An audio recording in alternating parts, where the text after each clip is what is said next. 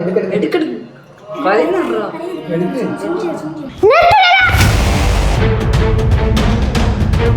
മനുഷ്യനെ ഇവിടെ വലിച്ചെടുക്കുന്നേ മരണവിടകൾ സങ്കടങ്ങൾ പങ്കുവെക്കാനുള്ളതാണ്, അല്ലാതെ വ്യൂസ് കൂട്ടാനുള്ള ഷൂട്ടിംഗ് ലൊക്കേഷൻ അല്ല.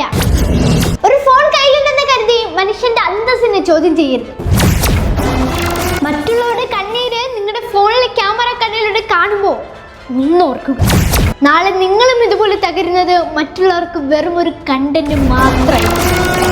ഒരു മനുഷ്യൻ ജീവനിട്ട് കിടക്കുമ്പോഴും അവൻ്റെ പ്രിയപ്പെട്ടവർ നെഞ്ചു പൊട്ടി കരയുമ്പോഴും ആ ഫോണിലെ റെക്കോർഡ് ബട്ടൺ അമർത്താൻ തോന്നുന്ന മനസ്സുണ്ടല്ലോ, അവിടെയാണ് മനുഷ്യത്വം എന്ന വാക്ക് പൂർണ്ണമായും മരിക്കുന്നത്.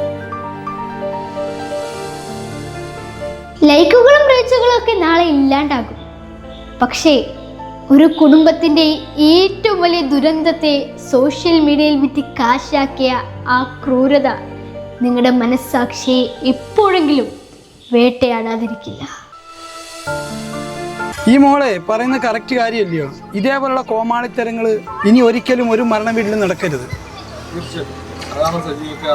വ്യൂസ് കൂട്ടാൻ വേണ്ടി കരച്ചിലുകൾ ലൈവ് സ്ട്രീം ചെയ്യുന്നവരോട് ഒന്നേ പറയാനുള്ളൂ, നിങ്ങൾ വിൽക്കുന്നത് മറ്റുള്ളവരുടെ കണ്ണീര് മാത്രമല്ല, സ്വന്തം അന്തസ്സും കൂടിയാണ്. മാധ്യമ പ്രവർത്തനം സോഷ്യൽ മീഡിയക്ക് നല്ലത് തന്നെയാണ്, പക്ഷേ അത് മനുഷ്യന്റെ മാംസം കൊത്തി വലിക്കുന്ന കഴുകന്റെ സ്വഭാവമായി മാറരുത്.